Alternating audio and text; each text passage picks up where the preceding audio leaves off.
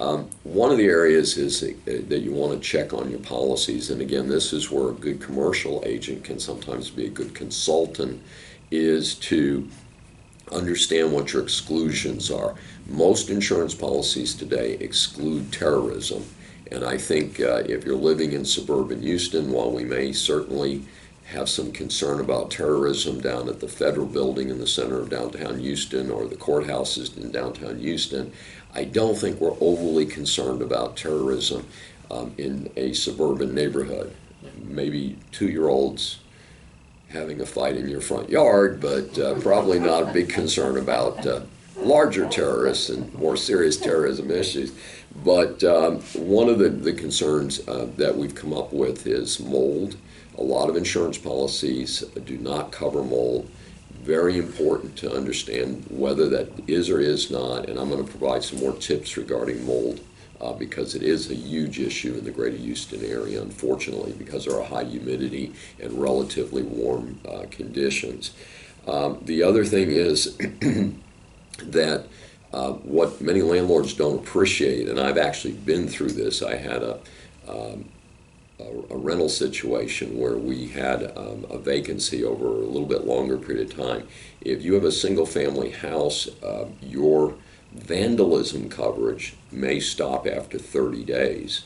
So it's important for people to underand that they generally, if the house burns down, they will have coverage. But if somebody breaks a window or breaks in and steals the toilets or kitchen sink or something, that these things may be considered vandalism, and if the property's been vacant more than 30 days, it may not be covered. So again, important to understand what's not covered by your insurance.